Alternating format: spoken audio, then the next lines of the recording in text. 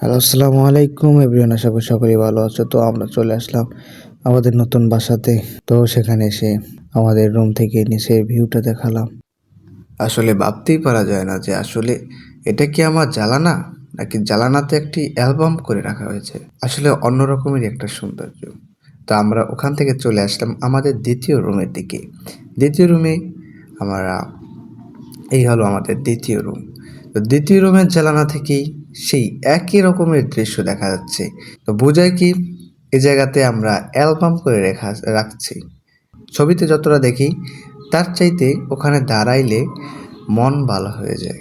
তারপরে রয়েছে এই রুমের ভিতরেই একটা ওয়াশরুম, তার সাথে সাথে পাশেই রয়েছে একটি কিচেন রুম। কিচেন রুমের ভিতরে আকর্ষণীয় জিনিসটা হলো একটি জানালা দ্বারা যে দৃশ্যটা দেখা যায়, যে ভিউটা দেখা যায়, আসলেই হাজারো কোটি টাকা দিয়ে কেনা যাবে না।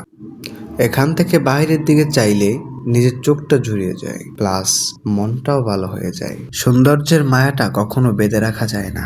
তারপরেই রয়েছে, পাশেই রয়েছে আমাদের তৃতীয় রুম। তৃতীয় রুম থেকেই যে ভিউটা দেখা যায়, যে দৃশ্যটা দেখা যায়, সে দৃশ্যটা আসলেই নিজেকে, মন প্রাণকে খুব শান্ত করে দেয়। এই হলো দৃশ্যটা।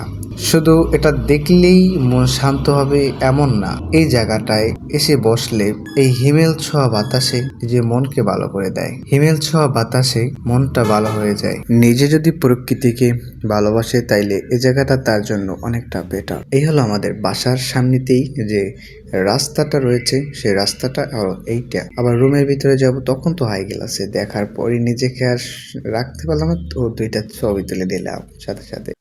আর এই হলো আমার প্রিয় ভাই আমার। তো সর্বোপরি আমরা চলে যাচ্ছি সেই সামনের রুমে। তো আজকের এই ভিডিওটা মূলত করার হলো রুমের জন্য নয়, দ্বিতীয়ত হলো এটার ভিডিওটা করার কারণই হলো যে এই রুম থেকে বাইরের দৃশ্যগুলো তুলে ধরার জন্য। তো আমার বন্ধুরা, তোমাদের প্রতি অনেক ভালোবাসা রইল আমার। তো আবারও দেখা হবে অন্য কোনো ভিডিওতে। দোয়া করি সুস্থ থাকো, ভালো থাকো। আল্লাহ হাফেজ।